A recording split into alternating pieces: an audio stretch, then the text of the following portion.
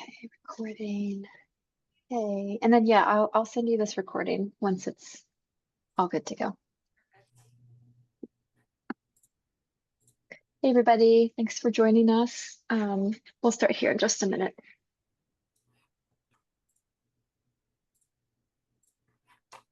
And then McKenna, let me know if you're able to screen share after I introduce us, and then if we have any issues, we'll pivot. I'm trying to see if I like viewing everybody in the gallery. It is a webinar, so it's just us. So like nobody else is Okay. on screen, but we can, if there's questions that come up, we can use the chat. We can also let people come off mute too. Okay. Okay. Let me do the chat for us real quick here, everybody. And if you're tuning in, I just opened up the chat. So if you want to say where you're coming from, where you're tuning in from today, that would be great.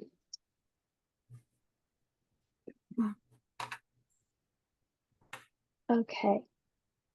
And it's about 12:03, so I will go ahead and start with our intros here. I'm Haley Wood with the National Farmers Union. I'm a food safety project coordinator with the local food safety collaborative, and I'm thrilled to join you this month to talk about food hubs with McKenna Hayes of Food Connects Food Hub in Vermont.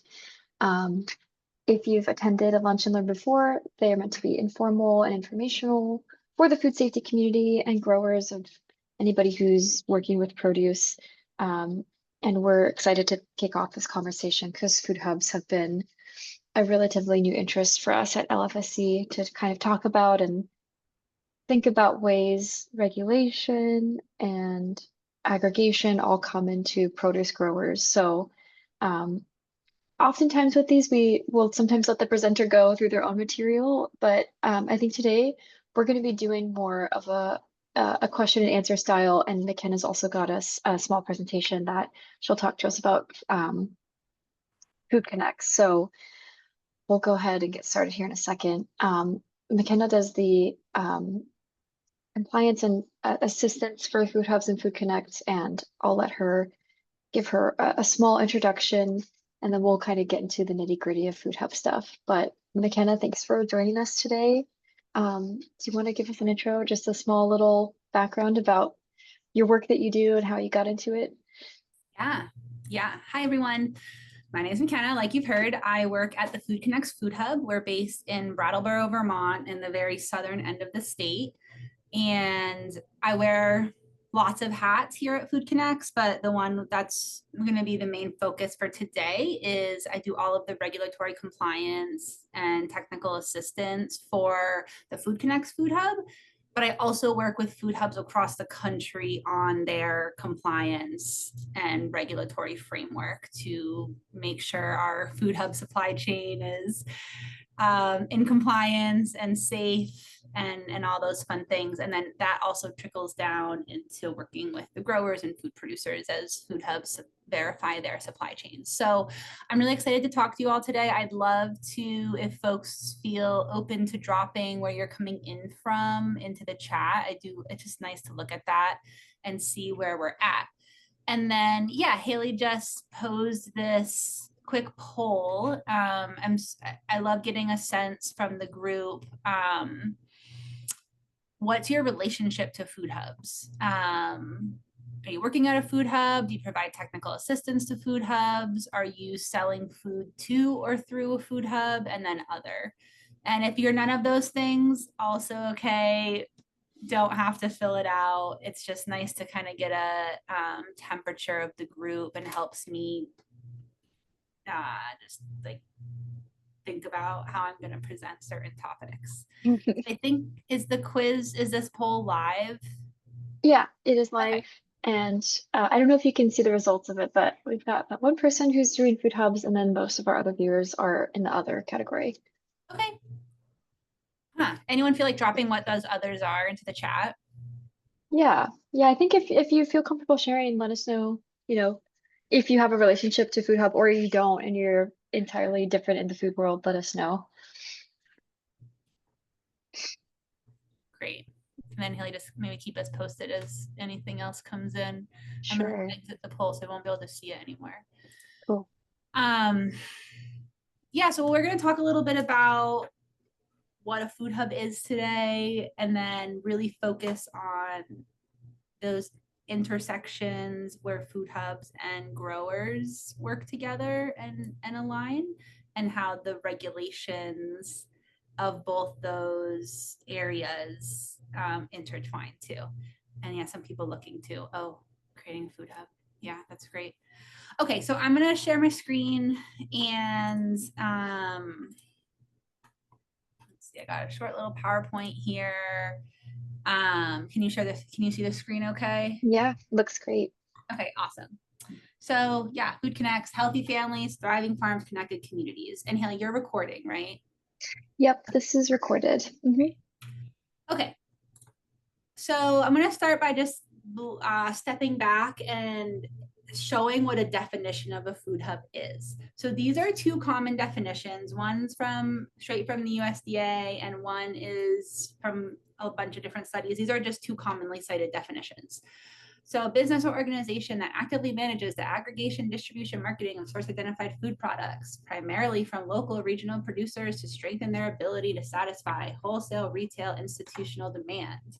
And then we've got another very broad definition: centrally located facility with a business management structure, facilitating aggregation, storage, processing, distribution, and or marketing of locally, regionally produced food products. So those are super broad, right? So these say that essentially an entity can engage in any of these very broad activities in all different combinations at varying scales to all different combinations of sales markets and still be defined as a food hub. So there's almost endless variations here of activities and things that a food hub, services an enterprise could be offering and still call themselves a food hub. So really what I'm getting at here is that a food hub can do and be a lot of different things, which is part of what makes food hubs really awesome and effective, because they are birthed from a super specific need in the community and they grow to fill that need. It also can make it really complicated to figure out what regulations apply and how they apply to that food hub and the parties that they serve. So that's part of the value that I provide to a lot of this technical assistance, is I can work with food hubs, or maybe more applicable to some folks on this call, people that are interested in starting a food hub, and we step back and we say, okay, what activities are you going to engage in? What's your size? Who are you serving? There's lots of different questions and conversations to have around that entity's regulatory framework as a food hub. So, oh yeah, and there's this saying in food hub lands, if you've seen one food hub, you've seen one food hub, because they're all so different. And I feel like if you say that, we can say that about farms and co-ops and food producers, like we're Definitely. all really, yeah. So it's like, so then we try to define where we even fall in some of the thresholds of these regulations, and it can be complicated. So a little bit about Food Connects. So we are about a $4.5 million annual revenue wholesale aggregation and distribution food hub only. So I've been at Food Connects for, I think I actually just had my 9-year date like last week. I should actually. Congrats. Thanks. I know it's like it's a long time. That's huge. And then my first summer here at Food Connects, or my first year, we had $40,000 worth in sales. And now 9 years later, we're at 4.5. We closed out 24 with that much. And I think we're on course to maybe hit 5 this year. I'd have to look at our sales numbers. Anyways, the point I'm trying to make there is a lot of growth in 8 years. And so, there's so many things that go along with growing that quickly. But in terms of this conversation, a lot of regulatory change and growth and systems development, and some things we were exempt from, and then we lost that exemption because we grew out of it, and just how all of that threads together into your regulatory framework. So some things that are interesting to define about Food Connects and that help inform where we fall is, so we are third-party food safety certified. We just passed a huge audit in June. That was a really big milestone for us, and that allows us to onboard with large institutional customers. So think your big universities, your big hospitals, your big grocery store chains. We are certified organic. We are wholesale. So we aggregate, which means we have a big warehouse and we distribute on our own trucks. Some of our trucks are leased, some are owned. We are a fully regulated entity under the FSMA preventative controls rule. Nice. Yep, yeah, we lost that. We entered that threshold a couple years ago. We go across state lines. So our primary service area is Vermont, New Hampshire, Massachusetts. So there's regulations that come into play as you cross state lines. We've got DOT regulated trucks, mix of them are owned versus leased. Our product stream, we have about 70% of our product is inventoried product that we buy and own and store in our warehouse and then sell. And then the rest of that is what we call just-in-time product, and that's mostly our produce that is pre-bought by the customer and then brought into our warehouse and then sent to the customer mostly within 24 to 48 hours. We're approved vendor with lots of institutions and food service management companies, which equals lots of contract work. Some things that we don't engage in, some activities that we don't engage in is we are not processing, we're not manufacturing, we are not gleaning or doing a lot of charitable food sales. We don't directly handle any raw food and we have no food contact surfaces. So some of the things I'm defining here are pretty important variables that then plug into the regulatory framework and help inform us where and what and how we need to do in our compliance. And then also where and what and how folks who are selling their product to us or through us have to do in terms of our supply chain requirements. And then we also have these other services that we offer: third-party freight, third-party storage, and Food Hub technical assistance regarding compliance. Oh. Yeah, this is a lot. And it's so different from any of the food hubs I've ever visited, which is only a handful, but we do work with a few food hubs up in the Montana region, the West region, and yeah, it's just so different what food hubs do. But Yeah. it's interesting just to see you laid out like this, like we do this, we don't do that. And you're FSMA compliant too, which is amazing. Yeah. So maybe, this is a great overview of what happens in your food hub specifically. Maybe we can also talk about rules and compliance, because oftentimes food hubs, yes, they need to be compliant in a lot of different ways, depending on like what kind of certifications you want. You guys are organic. Some food hubs want to be GAP certified. Some also create their own regulations for growers in their area. So maybe you can talk on as our first question, what does a food hub need to do to stay safe and functional? Yeah, and I'll touch on that too a little bit further down. But I mean, I think the first thing a food hub needs to do is understand where they fall in the regulatory framework. So it's like, that's why when I'm working with a new hub or working with folks that are engaging in considering starting a hub, like I ask a lot of these questions of like, okay, are you handling product? Are you transporting product? Which product are you like there's different things. What's your cold chain like? Do you have pest control? Some things like that. So there are these are my answers to really broad questions that I would ask any food hub actually if they were starting to think about their regulatory framework for their operation and for the folks that they are representing and working for and supporting in their community. And like I said, all of these bullet points inform different parts of our regulatory framework. And really, like all the food hubs, I mean, yeah, like should be, I mean, I think often we're not aware of some of this stuff. I certainly wasn't when I first started working at Food Connects, and we as operations certainly weren't necessarily thinking about some of this stuff. But as stuff happens, and as things happened and we brought more attention to it, we were like, wow, like we want to engage in supporting our supply chain, but we need to be aware of this stuff so we're not introducing more risk into the supply chain actually by, Mhm. like we're small, scrappy, trying to do this really good work. And we do have to be aware of some of these things, or like I said, like we could potentially introduce more risk into the supply chain. Yeah. And we, I have seen instances and worked with even some in our own operation where we were like, oh yeah, we definitely can't do it this way anymore. And just learning from those things. And like I want to say, like, you can't feel bad about what you don't know, but if someone, Yeah. but like also you are responsible for this food going out. So it's like it was kind of like immediately when we realized some of these things, we made changes because Wow. it's like it just has to be safe, right? Like you're putting Yeah. food out there, you're transporting food for other food producers. They're depending on you as the hub to maintain their cold chain or their handling, all the different things that happen. So Yeah. yeah, it's really important responsibility, for sure.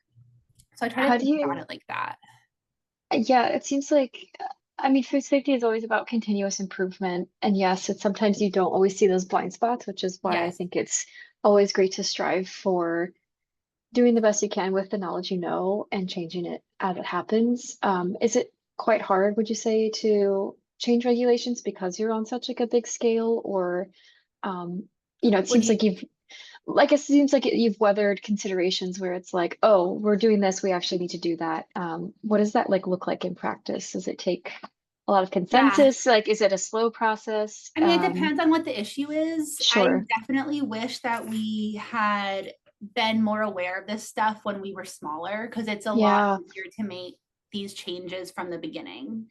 And it's a lot easier to just like get these systems in place as a smaller operation. And then you grow on them knowing like, this is what our cold chain is. We need to temp at this point, this point, and this point. And as you grow, you can like maintain those baseline foundational systems. Mm. Um, I mean, we've been working on stuff for like 5 years now, at least on our compliance program. And I didn't actually say this in my intro, but I did go to Vermont Law School and have a master's degree in food and agricultural law and policy. Oh, And wow. very, very helpful for this in terms of Yeah. like being able to interpret some of these things, and also having that support from the school. They've helped us with regulatory assessments and helped me do like some really deep research, because one thing that I come across frequently is that their food hubs tend to fall in this regulatory gray area of like, how does this actually apply to us? How are we regulated under FSMA? What does it mean to Yeah. be exempt, but your customers still require this? What does it Hmm. mean when you as a food hub are no longer exempt, but you're working with a grower that is exempt? So there's like lots of these Oh, little gray yeah. areas, and we'll talk about that too, where these things overlap. So yeah, it's not, it definitely, there's definitely things that weren't easy. Like we even just had to do a pretty big addition to our cold chain processes over the last year. And we're Hmm. still just working on stuff. Luckily, we have a lot of staff buy-in, and the audit was kind of a final push for us to implement some of these systems. But I have actually some really cool pictures here of Yeah. our space as we've grown over the years. And one of your questions you sent was like, yeah, how did the regulations change as you grew? And there's a lot that changed, but like one of the clearest things that changed was our facility. So this was Hmm. our original cooler from like Well, 8 years ago, and it was tiny. And you can see yeah. like, there's stuff directly on the floor, there's exposed wood, there's stuff dripping, there's Hmm. standing water on the floor. Like this was not necessarily the safest place Yeah. for us. We would not definitely have not passed an audit in here, but it worked and it was Yeah. safe enough. This reminds me of a farm I worked on. This looks exactly like our old Yeah, and cold it's like storage. you also have to be realistic about some things. Yeah, And there's different regulations. So farms are regulated under the produce safety rule. Most food hubs are regulated under the preventative controls rule. So there's like, right. I think about it as Venn diagram. There's some very significant overlap, but there's some very significant differences as well. So that's also something when I work with a hub, that's one of the very first things we dig into is what is your FSMA status? And Mm-hmm. because what your FSMA Huge. status is informs so many things about your regulatory framework and your supply chain verification. So yeah, I'll just scroll through some of these pictures. So this is the same cooler. This is it when it's like this is it kind of in the middle. This is what it looks like when it's kind of cleaned up. Very full, bursting at the seams. And then we built another cooler in our facility. We moved facilities. So this is the Nice. cooler being built out.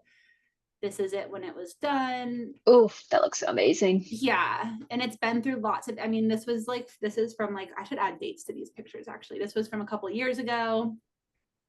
We added shelving, and then, but before long it was completely full. So we added pallet racking, right? And Wow. then Hmm. that, so yeah, there's like a time lapse picture. And then that got completely full. Wow, that's Yeah, so, amazing. and then we've got like that's our outside staging area outside of the Yeah. cooler. As of last summer, we had to rent trucks Oh for my as we gosh. built another, we actually just finished building another 10,000 square foot in the same building that we're in, but in the interim, we had these trailers that we had to work out of. This Wow. is another part of the building. So these were the really early days. And then moving a lot of stuff around. We had to build, this is like a different cooler that we had to build to support COVID influx. And just Hmm. really, like we all had our own COVID experience, but we literally had to like build a cooler and buy more trucks. And so that's just a picture of that. That's what that looks like. Oh Um, wow, look at that. all built. Did you guys do the cold storage yourself or did you have someone help you install it? We had people install it. Yeah, Got this one you. was a little less formal, but the bigger builds were For sourced sure. out, and also a lot of it was grant funded. So you have to have like Cool. different like RFPs come in and stuff. Yes. This is what our dry storage used to look like. Wow. Over time, it actually got completely moved out in his offices, and then I didn't have time. We actually like this is also already an old iteration because we have a whole new warehouse space that's operational that I'll show some pictures. So that's what our dry storage looks like now. Oh So this wow. isn't a new space. Um, and And then when you that's get the oh, new go ahead. spaces, are they included in the old spaces you have, or is it just you're moving, No, you're it's also scaling in the up? same building. So it's Oh like wow. we're Okay. in this big shared industrial Nice. building. And then it's like an old book press and it's Okay. got like 10 Very loading cool. docks and it's awesome. And the food bank's here and there's a couple other food businesses here. And the newer, the additional warehouse space is just down the hallway. So we're really lucky That's awesome. to have infrastructure like that. So this is the newer space that we just completed building out. This is what it looked like before. Nice. These were our freezer panels getting delivered. Nice. Yep. Those look That's us with amazing. the big hole in the ground where Oh there's my a gosh. huge freezer. And this was just kind of, the panels are going up, Wow, building this is freezer. giant. It's big, yeah. And I gotta get, yeah, so this is all operational now. So these are all Wow. huge coolers and freezers. That's with it For up. size. Yeah. So that's that picture where I was standing in front of the hole. That's Yeah. and then Wow. I got to get Amazing. another picture of what it looks like inside now. So this is the Crazy. cooler and we've got a big freezer. So this is what that space looks like now. And then over on the left are the coolers and freezers. And so this is all operational and complete now. Um, It's amazing to see the progress. it's really cool. And first I just show it because it's really cool to see. And I think it's really nice for hubs wherever you are in your growth or operations. Like, you know, there's things you can do no matter what size space you're in to make sure you are aware of your safety. And Yeah. maybe, it's like, this is recorded, like maybe you're not like, it's like more important to make sure everything is safe. Like that is the Yeah. first tenant. And like maybe you're out of compliance with 5 regulations, but one of them is like, okay, we're focusing on this one first because this is like a critical safety point.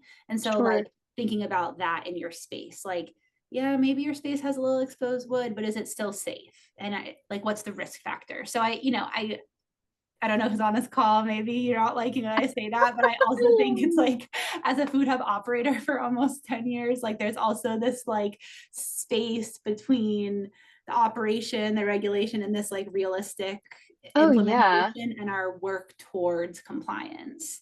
Right. Yeah, So I that's think something I it's always make sure to name as really important and really realistic about everything.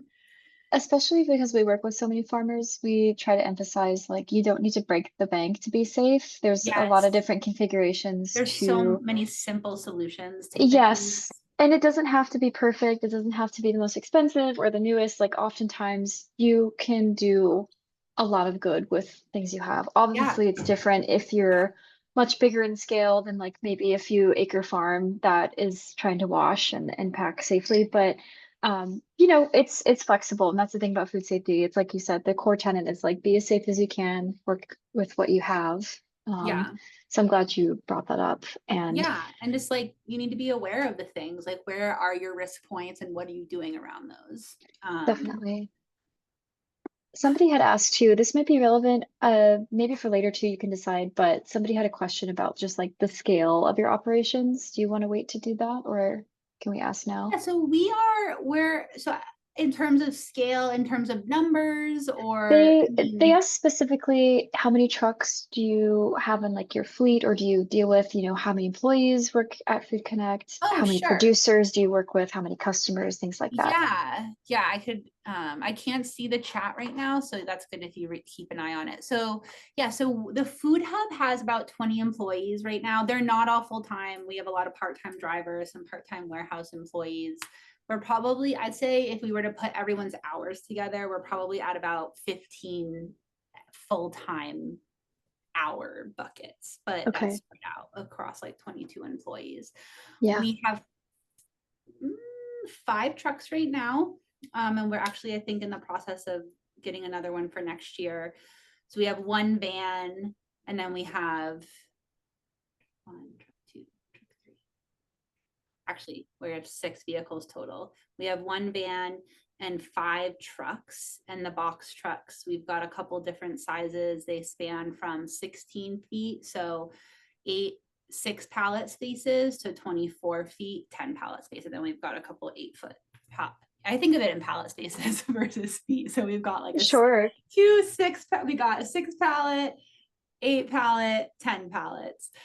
Um, yeah, I feel like my brain just like works in pallet spaces. Totally fine. And then we work with about, gosh, the amount of who we were, I'd say we probably have 300 customers in our books, but they're not all actively ordering. And then Sure. our vendors, we work with about 150 regional vendors. So we're pretty hyper local with our produce, but then for value added food, we definitely have a more regional geographic space. So we're working with some, say the farthest afield we're bringing stuff in. We've got some stuff coming in from Maine and some stuff coming in from Rhode Island, mostly from other food hubs that we work with or vendors that we've been connected to that work with other food hubs in those areas. Like I said, our primary service areas, Vermont, New Hampshire, Massachusetts. We will do some further afield freight runs, but we're not primarily serving those areas. Okay. What other parts were in that question? That was it. Just, growers, customers, and then someone was asking about business structure, but I'm not sure if clarifying if it's like an LLC, if it's a co-op. I'm Oh, not good exactly question. sure. Yeah. Yeah, so we are a nonprofit. Actually, Cool. I usually include that in my intro. So Food Connects itself is a nonprofit organization, and we have 3 buckets of programming at Food Connects, one of which is the Food Hub. It's the biggest program and it's grown a lot. And but yeah, it's under this nonprofit umbrella of Food Connects, the organization. Cool. Yeah, That's all the good questions questions. we've had so far, but Okay, I'll let you cool. Keep them continue. coming in. Yeah. So I wanted to make sure we talked a little bit about the supply chain requirements for a food hub, which really trickles down into our growers and food producers. And I know this is mostly focused for growers here in this group, so I'm going to try to focus on that. But I want to make sure to note that we have different supply chain requirements depending on what type of food producer you are. So if you are a produce grower, you get a separate set of requirements versus if you were a value added food producer versus if you were meat versus if, different things like that. So where these requirements come from for the food hub are mainly through FSMA. So if you are a food hub and you are regulated under the FSMA preventative controls rule, there is a section under that rule that requires a supply chain verification program, which is basically, there's really fancy language in there, but it basically is saying, what do you as the hub or distributor require from any food producer that's going to sell food through you? And it's basic, and it's the way you are verifying that your supply chain is safe, right? So we as a food hub, I as Food Connects, when we onboard a new vendor, we verify. We have a program that we built out that verifies our supply chain. That program can look lots of different ways. We built ours out in terms of our staff capacity and our geographic radius and our regulations, but there's lots of different ways to do it. And so it's also like, if a food hub, so say you're selling through Food Connects, we are fully regulated under FSMA. We need to have certain things in place. The supply chain verification part of FSMA is something that really small entities can be exempt from. Personally, I don't think that means that you should not be requiring anything from your supply chain though, because you're still liable and you're still responsible. So it's like, just because you're exempt from something doesn't mean you shouldn't have that awareness on your radar. Even if you are a grower and you are individually exempt from FSMA due to FSMA produce safety rule due to your size, the food hub that you are interested in working with likely will still have requirements for you for food safety due to their requirements or their supply chain needs. Yes. Yeah, so that trickles down, and I'm going to show on the next slide what Food Connect specifically requires.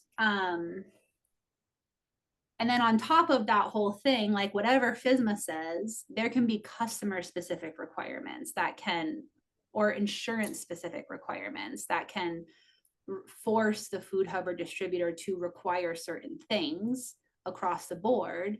And they might say like, okay, if you want to sell to this customer, this is what we need. If you want to sell to that customer, this is what we need. And I know for us, we have the ability for some of our larger customers to only show them products from the food producers that meet their specific customer requirements. Okay. So you've broken it down that way where you're like, I can offer you this based off of your requirements or their needs basically. So it's like you can basically, like if you have a buyer or something, you can kind of pin it down, distill it into being like, okay, well, we can offer you this based off of the things you need. Yeah, like we have some buyers that require a third-party audit from a grower, but we don't require a third-party audit to sell through Food Connects in general. Okay, yeah. We require some food safety verification, but it doesn't have to be a third-party audit. But if we have a customer that requires a third-party audit, then we can just we can basically like set their view on our platform so that they only see products from third-party audit certified vendors. That's very cool. So, yeah, it is cool and it's really helpful. And as we, selling to schools and institutions has always been a huge focus of our food hub and like generally the mission of Food Connects.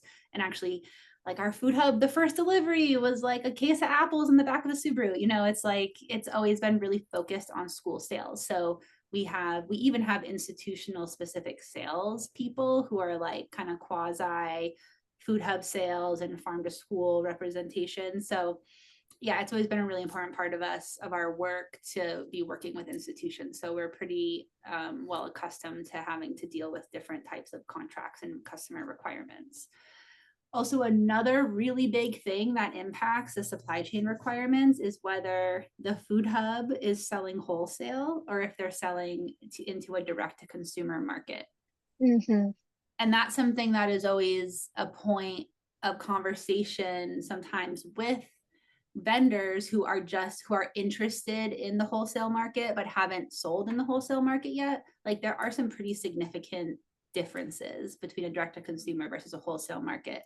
And we're here to help, but we're also not forcing, like if, you know, there's all sorts of stuff like food safety requirements, pricing, packing, stuff like that. And we're, you know, we provide a lot of technical assistance around that to food producers to help them understand what it means to sell wholesale. Some people are like, hell, like, yes, like I want to do this, I'm into it. Some people learn about it and they're like, you know, that's not really for us. Like, we're not super interested in that. We're going to keep doing our direct to consumer sales. And that's like, either way is so awesome.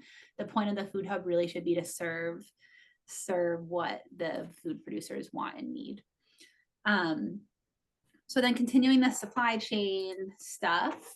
So if we were looking at a Food Connects onboarding, like this would be an email. If we were like, okay, this vendor is a good fit for us, they would get an onboarding email that then says, this is for growers. So these are the things we would require. If you were a grower and you were onboarding with Food Connects Food Hub, this is an email that you would get. So this new vendor form just includes like your contact info, your address, delivery information, AR information, things like that. We request insurance from you, and these are what we have to require now as a COI. W-9, a vendor attestation form that we'll look at next. If you are organically certified, we need to, and we're going to talk more about organic certification in a couple more slides. We have to have your organic certification on file, your verified product list, and then we have to reconcile that with all of our listings as part of our organic requirements. If your products have any regulated third-party claims on them, and then the food safety documentation is really, you know, like what we get into the most is, so the first option is proof of a third-party food safety audit. If you have a third-party audit, great, send it. But like I said, we don't require a third-party audit because I think that is unrealistic for certain size growers. Like it's like you don't need one until you need one, but you do need to have a food safety plan. So that's what we require. If you don't have a third-party audit, then you can see here we require proof of your food safety documentation. And I try to keep that really broad because there's so many ways to prove that you have safe systems in place. It doesn't have to be this like really formal, beautifully written food safety plan.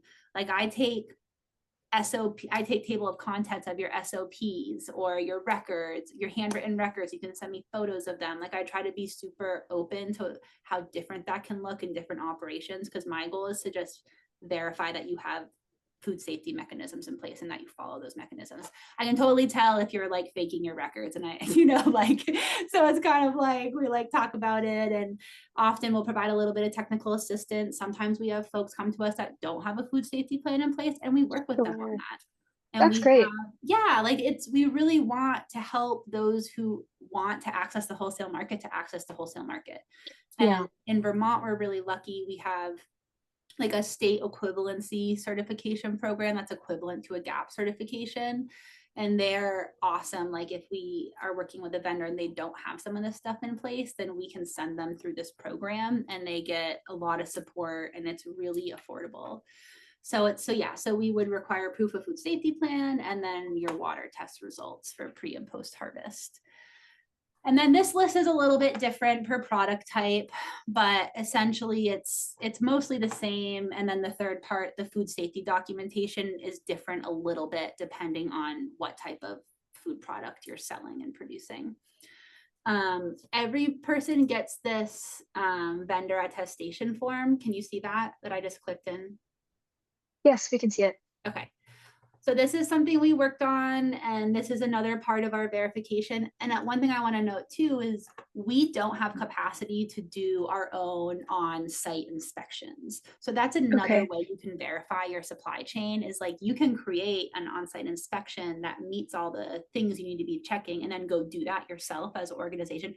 We don't have the capacity. So this is how we verify our supply chain. But like I said, there's lots of different ways to verify your supply chain. So we have this attestation. There's an organic section at the bottom. So, if you're not organic, you get one without the organic section. Yeah, We have a handbook that goes out to anyone who's onboarding with us that I'd be happy to share if folks are interested in seeing that. I could also send this attestation if folks are like, this is all templates that people can use. So if you're someone that's that's interested great. and you want to implement some of these systems, you can contact me after. We could talk more. Like I said, Food Connects does technical assistance to other food hubs and growers and food businesses, but all this is up. Like, I'll share any of this. Like, I'm so Cool. into the open source and just, Oh, that's yeah, that's like amazing. take it, use it, copy and paste and do exactly it. Like, edit the name, it's like, Yeah, yeah, that's huge because oftentimes we spend a lot of time trying to get people who may be exempt from FSMA to just start something or to have something. And oftentimes, a lot of the conversations we have in like resource development is like, well, how did they do it? And like, how do you want to do it? And it's always yeah. good to see other examples. So Yeah, and we had appreciate that. most of this stuff we had in place before we were fully regulated by FSMA, because it's Cool. just like we had to verify our supply chain. And so, but this does, I also knew we were going to be like, I knew which year we were going to lose our FSMA exemption just because it's based on annual sales. And I developed a lot of these systems knowing we were going to be fully regulated by FSMA. But something Cool. like this would be great for a qualified exempt or fully exempt operation to have in place regardless. Awesome. So yeah, I know we're getting a little short on time, so I won't go into the details, but I can totally send this to anyone who's interested in looking more closely at it. And then one other thing I want to just note here is certified organic. So if you are a grower that is selling certified organic produce and you're doing it through a food hub, that food hub highly, highly likely also needs to be certified organic. So there was a change to the organic regulations that went into effect last year that basically, and did a lot of things, but in terms of the distribution networks, it essentially required certification of distributors, and most distributors used to be exempt. So like, I think that's important if you are a food producer to understand that you should check and make sure your distributor or food hub is also certified organic if you are selling them organic product. That's a great Um, point.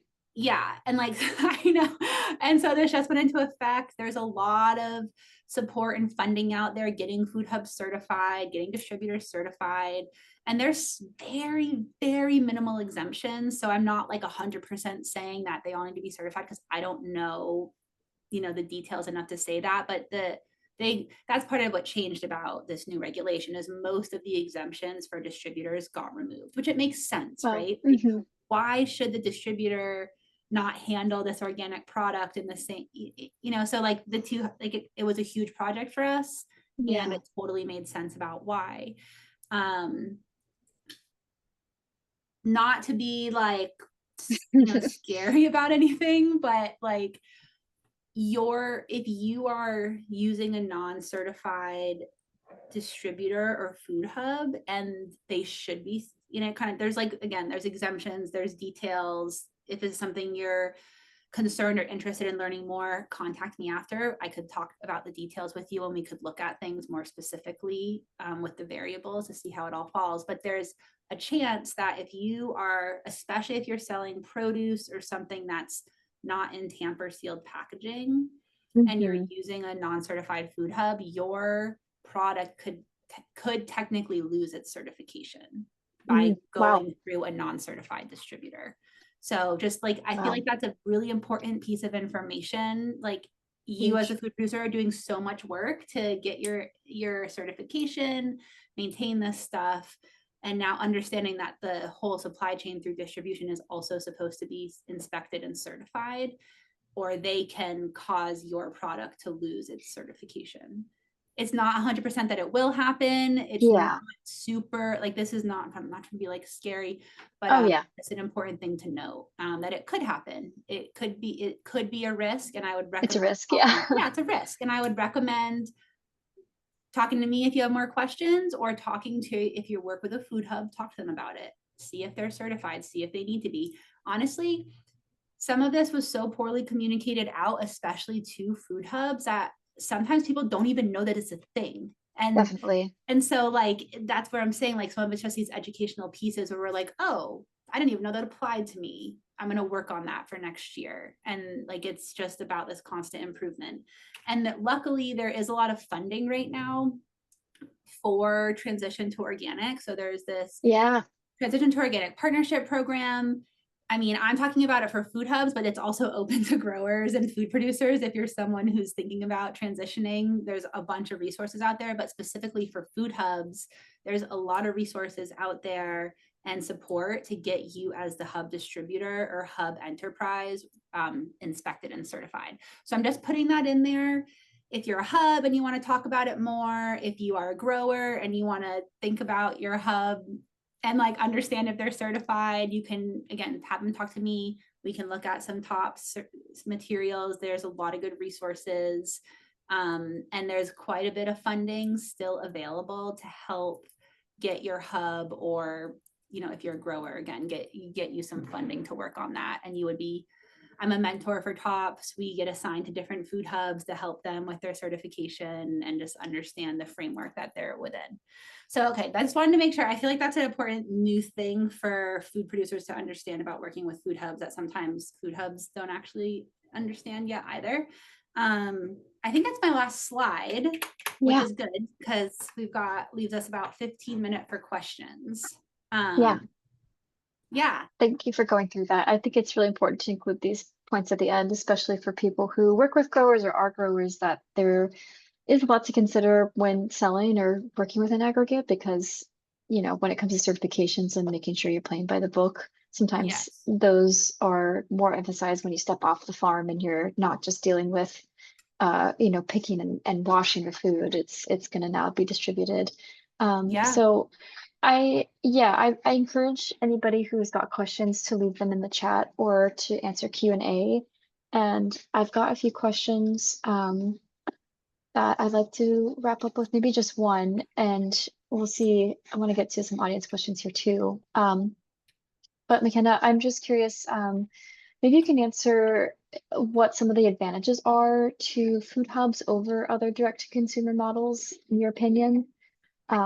Just the structure of Yeah. a food hub is quite unique, so I'm just curious what you Yeah, think. I think we can be really flexible and really nimble. And like, that was kind of, what I talked about in the beginning is a food hub. All the food hubs tend to be so different because they were developed in response to a really specific need in that region or that community. Sometimes people need a processing facility, sometimes need distribution, sometimes need storage, sometimes, all those definitions we looked at, like what combination of that was really needed in your region, and then a food hub can answer that question.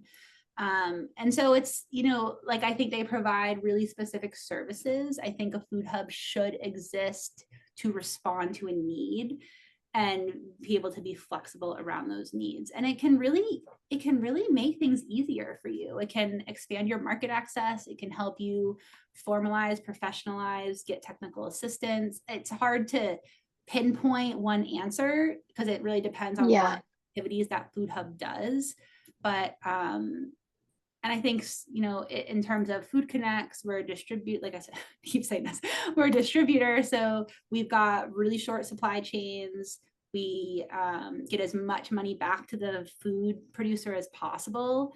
We're yeah, not, we still are a distributor in the middle. We're still we still have to have that conversation about margin and things like that. But it's like really focused on on supporting the supply chain, and whether that's support for the vendor or really helping customers connect into these regional networks that they're looking for. So I can keep going about that. There's I think Sure. I mean, I've worked at a food hub I actually worked Yeah, at a food hub even before I worked at Food Connect. So I've been working at food hubs for almost 10 years now. that's awesome. Yeah. And this might actually fit into another question we got to. Are there other programs under your nonprofit organization, or is it just the Yeah, Food Hub? yeah, and I've touched on them a little bit. So Food Connects is one of the older, bigger food system nonprofits in Vermont and actually in New England. And we have 3 buckets of programming. One is the Food Hub that has grown a lot over the last 8 years. We also have Farm to School, a whole Farm to School program. And then we have what we call Catalyst, which is our technical assistance and farm and food services. And they're really all super integrated. They all support and align with each other. I mean, they are very specific programs under their own profit center. They have their own staff, things like that, but they all feed together and build off each other Yeah, within the organization too. great. And somebody had a question going back to something you mentioned earlier about the Food Hub is huge now, but maybe early on you started in a Subaru and now you're this big, successful operation. They have a question about, could you briefly outline the funding financial situation and how that's evolved along the way? Yeah. Because I Yeah. often know that like food hubs generally, it is such an undertaking. And here in Texas, it's been really hard for us to get one despite the need because a lot of these efforts go through grants Yeah. or other fund Yeah. routes. So Totally. can you talk a little bit I mean, about it's like, tough, yeah, especially right now. Like we've lost yes, funding. Our customers have lost, like like I said, we sell to a lot of schools and a lot of the school programmings have lost funding. So it's definitely tough right now.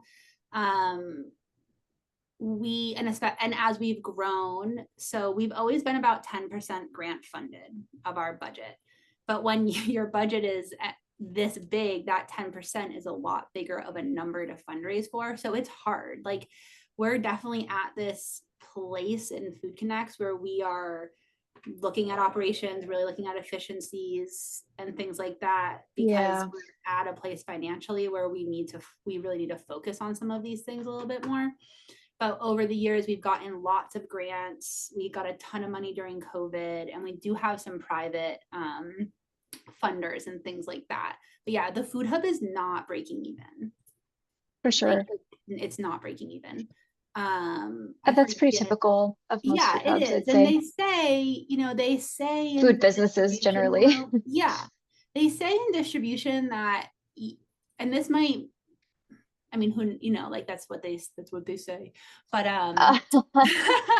that like at about 10 million as a distributor, you break even. But I Mhm. even wonder how accurate that would be in this economy with like the, some pricing and things they are. We have been really supported. So especially our location, we're at this really critical spot with easy access to 3 different states.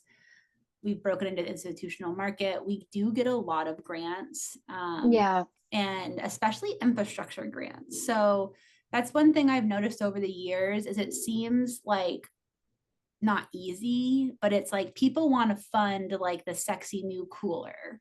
People don't want to fund the staff and the labor and the racking that has to go into the cooler or the fuel for your sure. trucks. Like, so there's Yeah. like these big ticket items that we have found are easier to get funding for over the years. But then like backfilling the supplies and people needed to do the work in those units has been an area for us that we're always like being super creative around. But like even at Yeah. our size, I mean, we're short staffed, we're scrappy. Yeah, I don't think we're not like we always say, like if our pallet jack breaks, like we have to fix the pallet jack. Like we are not able to just like go buy a new jack Uh-huh. or something like that. So yeah. Yeah, I think that's important to name because oftentimes when we think about financial viability in farm businesses or just food distribution business models, it is really hard to kind of measure outside of breaking even, like what that looks like. It just feels oftentimes the way it goes is it's a big effort on every level. There's not necessarily a magic bullet that makes this work Mm-mm. profitable in the same way other industries are because of the nature of Mhm. our food system, which is a whole topic in itself. Yeah, I mean, and that's another thing, like distribution is not a very profitable area of the supply chain. It's like razor thin margins, expensive infrastructure, trucks are expensive, fuel is expensive. Um, so it's like a hard area to be in, even if you were, some huge company that was like making a lot of money off your food vendors and customers and things like that. And we're trying to still maintain our pricing to be competitive with some of the larger distributors. Yeah, definitely. I um I wish we could talk more about that. We're running a little low on time here, so I just want to encourage anybody to get your last questions in. Otherwise, I'll make sure to follow up with everybody about this recording and how to reach McKenna too. But McKenna, maybe as a last question today, are there ways people can get involved with your food hub or food hubs generally that you'd recommend? And anything that you'd like to impart on us today to wrap up Yeah, our I dropped discussion? totally. I dropped my email in the chat. So it's McKenna@foodconnects.org. If you have follow-up questions or you're interested in talking more about technical assistance, compliance with this technical assistance for you or your operation or people you work with, like please reach out. We are actually working on our project plan for the next year, and how many more things we can take on for the year. And especially if you're interested in organic certification, I have a lot of resources and help around that. And I think, yeah, just like if you have a food hub in your area that you're interested in working with, you just got to reach out to them. And I'd say have some clarity around what you're asking for. Like, what sort of support are you looking for from that food hub? Are you interested in going into wholesale markets? I feel like that's a thing that comes up a lot, but it's like, what do you need? What support do you need from that hub? And is it a fit? For Um, sure. yeah. Great. Well, I think we can leave it there unless there's anything else from the audience or from you, McKenna, if you have anything else you want to share. But I just want to thank you for talking a little bit about the work at Food Connects and just giving us like a very detailed and broad scope about what this work looks like through the work you do out in Vermont. It was super helpful. Yeah. And also just naming that, yeah, there is not one way that this work looks like. Mhm. So this was super, super helpful. Helpful for me too, as somebody who's still relatively new in the food hub space, but has been in food safety for almost 3 years now. It's you're always learning something new. Yeah. So we are grateful to have you today. Yeah, I Thanks was so for, happy so happy to come and chat. And I guess my last one of the things I just want to note that say a lot is like it can be so easy to overcomplicate on these things, and like they are complicated. And there can totally be an easy solution that you might already be doing. You just need to like tweak it a little bit or write it up differently, or I don't know. So like it can be really be yes. like, oh my God, I have to do all this stuff. And often what I find is most people are already doing a lot of it in a way that works for their operation. We're just like gotta define it a little bit differently. So yeah, Yeah. to help with that more. Yes, and always ask for help too as growers or people working with growers. Mhm. No question is a dumb question if you're trying to do the right thing or trying to be careful or be smart or be dynamic. That's what people like McKenna are here for. That's what people like LFSC are here for. There's plenty of people out there who want to share. And also, I think swapping knowledge too is generally so important in the food space Mhm. of just being able Mhm. to break down what a process or a structure looks like. And I feel like we've gotten that with you today. So thanks again Great. for being here. I'll go ahead and stop our recording. Thanks Thanks everybody for everybody. tuning Nice to in. see you. Thanks for coming.